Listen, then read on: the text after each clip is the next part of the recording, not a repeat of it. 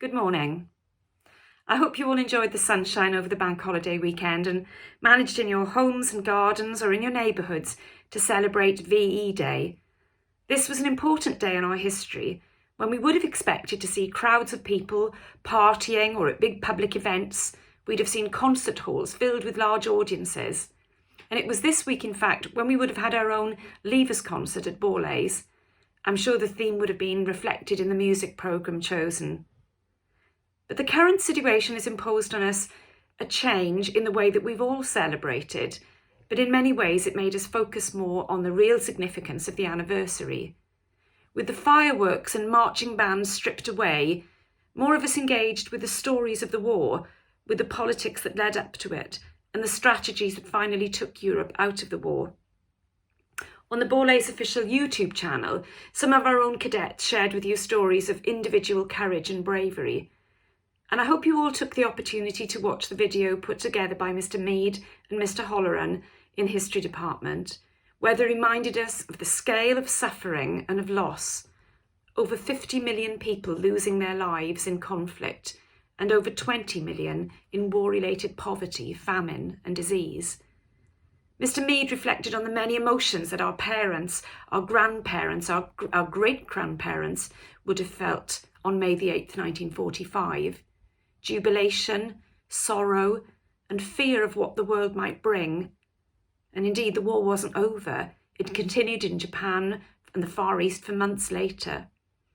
The History Society also shared on YouTube a presentation of how the war finally came to an end across the whole world and the country's need to build itself, that period of reconstruction.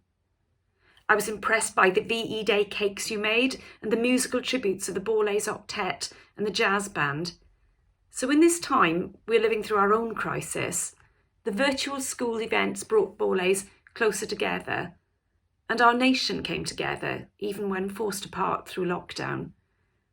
Like many of you in the evening, I joined my neighbours at 9, standing on our doorsteps to listen to the speech of King George VI, made at that same time in 1945, and hear the Queen give her message for today, reflecting on the courage of the past. Never give up, never despair. And we sang along with Vera Lynn the wartime song We'll Meet Again, which has new poignancy and is a symbol of hope in these times of separation. But you will have heard the Prime Minister's announcement last night, and we're embarking on a new phase of our own fight against the pandemic. The country and all of you have been brilliant through this phase of lockdown. I feel particularly proud of how the whole Borlase community has shown great determination in not allowing this invisible enemy to stop you learning and continuing your education. Your attendance has been excellent, your engagement with working at home has been impressive, as I would have expected.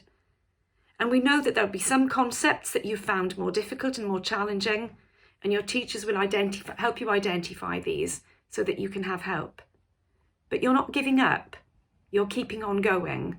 So a huge well done to everyone. I'm also very proud that today, in a few minutes' time, I'm going to be speaking to all our new sixth formers. Sixth formers from our current year 11 and students from more than 25 different schools hoping to join us in September. We've not shelved these key events, but harnessed technology to make sure everything happens. Not as normal, of course, but that we find a new normal to make sure we all move forward positively, carefully and safely, with hope and with optimism. There'll be blue